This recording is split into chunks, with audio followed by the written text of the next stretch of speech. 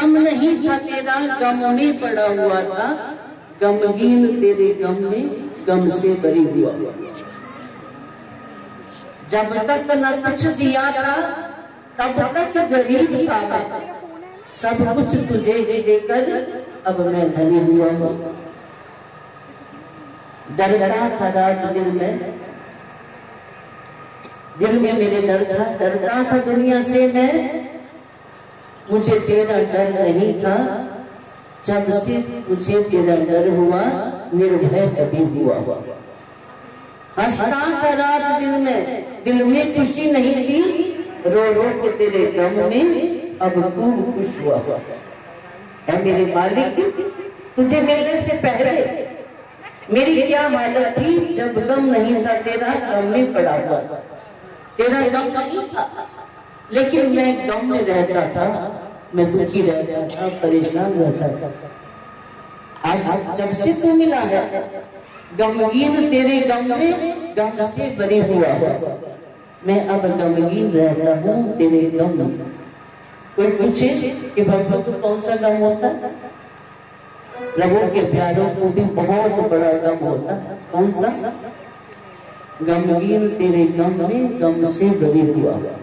वो गम कौन सा है? तेरी जुदाई का गम, तेरे सामने ना आने का गम। भगत कहता है मेरे मालिक, तू कभी तो मेरे सामने आ जा, मेरे साथ साथ तो रहता है, कभी रूप रूप मेरे आ जा। इस बात का गम होता है भक्त को कि तुम मेरे रूबरू आ जा। अब मैं इस गम में रहता हूँ, लेकिन संसार की गमों से बड़ी हूँ।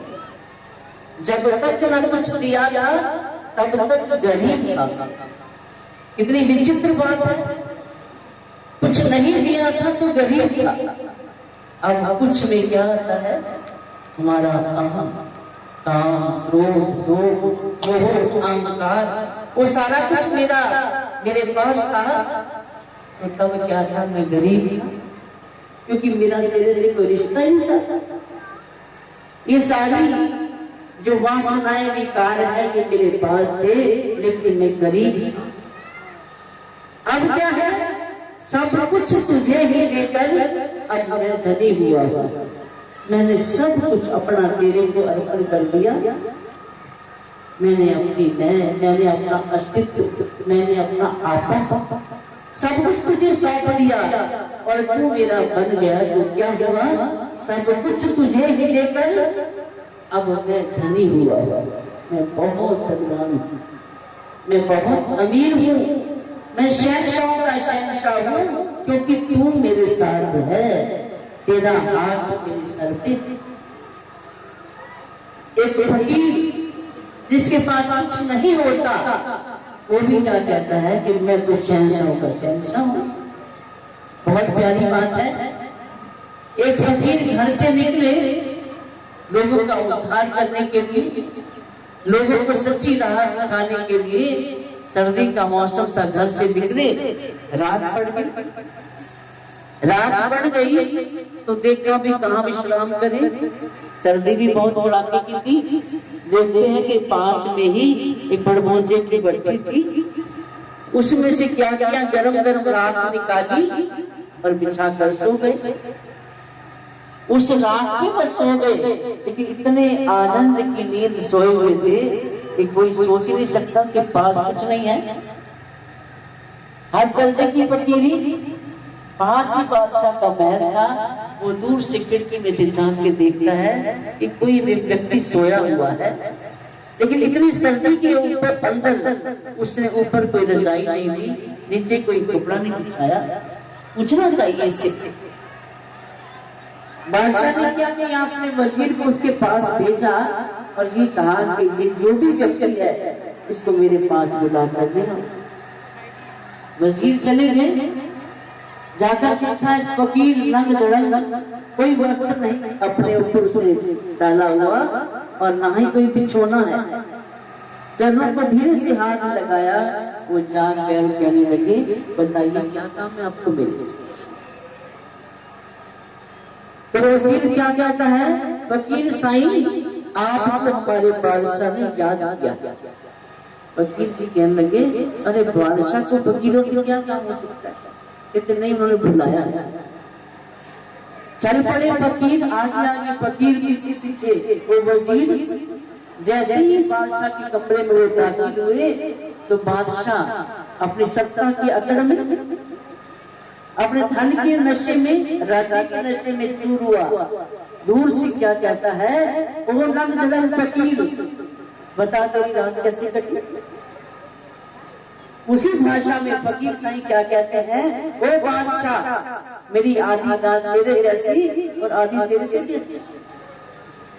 अब बादशाह की सुन के गुस्सा तो आना था कि पास पैसा नहीं, बिछाने के लिए कपड़ा नहीं, ओढ़ने को कोई कपड़ा नहीं, और मुझे ऐसे क्या।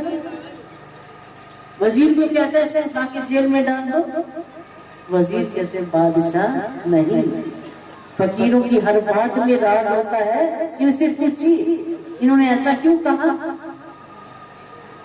तो हाथ जोड़कर कहने लगे, बादशाह फकीर साईं, आपने ये बोला कि आपकी आधी बात मेरे जैसे बीती, आधी मेरे से भी अच्छी। आप इसके लिए मुझे अच्छी तरह विस्तार से बताइए। अब विस्तार से बताने लगे फकीर साईं, कहने लगे, देखो बादशाह, जब आप सोए तो आपको कुछ समय तो नींद आई होगी। कहते हाँ, थोड़ी देर नींद आई, उसके बाद बहुत बेचैनी थी। कहते जितनी देर आप सोए, क्या आपको मालूम था कि आप बादशाह? क्या आपको मालूम था कि आपके नीचे मखमली गद्दे बिछे हैं? क्या आपको ये पता था कि आपके आसपास इतने दास दासी हैं? कहते महाराज, जब मैं सो ही गया, मुझे क्या पता मैं कौन हूं। कहने ठीक है, जब मैं सोया तो मुझे भी नहीं पता कि मेरे नीचे बिछोना नहीं है। मुझे भी नहीं पता था मैं कंगाल हूं। मुझे नहीं पता था मैं रात में सोया हूं। जितनी देर मैं नींद में गया और जितनी देर तू नींद में गया, वो हमारी आधी रात एक कैसे। बादशाह का सिर नीचा हो गया। फिर दोबारा पूछने लगे, साईं जी, ये तो बात आपकी ठीक हो गई, लेकिन आपने जो दूसरी बात बोली है कि आपकी आधी रात मेरे से भी अच्छी बीती, वो कैसे? कहते वो तो सच है। आप बताइए, जब आप नींद से जागे आपने क्या किया? कहते बादशाह लोग क्या डरते हैं, इधर की चिंता उधर की चिंता, कोई खजाना ना लूट ले, कोई मेरा राज्य के ऊपर चढ़ाई ना कर दे। बादशाहों को कितनी चिंताएं होती हैं। फकीर साईं, ये तो स्वाभाविक है, जब मैं जागा तो मुझे बहुत सारी चिंताएं आई। तो फकीर साईं कहने लगे, जब आप जागे तो आपको चिंताओं ने घेरा हुआ था, आप चिंता में लगे हुए थे। लेकिन जब मैं जागा, या मैंने जागना था, जब मैं जागता हूँ तो उस वक्त चिंतन में डूब जाता है। आप चिंता करते हैं, मैं चिंतन करता हूँ, इसलिए मेरी वो आधी रात आपसे भी अच्छी थी। बादशाह बड़ा प्रसन्न हुआ और उसे अपनी सारी की सारी जिंदगी के ऊपर बहुत ज्यादा पछतावा हुआ कि मेरे मन तुमने क्या कमाया। एक फकीर जिसके पास कुछ नहीं, अगर वो इतना खुश रह सकता है तो मैं बादशाह होकर भी सुखी क्यों नहीं? क्योंकि मेरे पास वो दौलत नहीं, मेरे पास वो बंदगी का खजाना नहीं, जिस कारण मैं दुखी हूँ। चरण पकड़कर संतों को कहते कि मुझे भी जीने की कला सिखाई है। उन संतों ने नाम दीक्षा देकर उस बादशाह को सच्ची राह पे लगाया और वो बादशाह का जीवन परिवर्तित हो। मेरा सतगुरु मेरे नाल, मैं दुनिया तो की रहना, दुनिया से कुछ नहीं मिलेगा। दुनिया में तो केवल स्पर्धा है, ईर्ष्या है, द्वेष है। जहाँ कहीं भी देखो आपको स्वार्थ के ही नाते दिखाई देंगे। जहाँ पे लेन देन बना हुआ है तो संबंध भी चलता रहेगा। जहाँ पे लेना देना थोड़ा सा कम हो गया, किसी के पास धन की कमी आ गई, वहाँ चटक करके रिश्ता टूट जाता।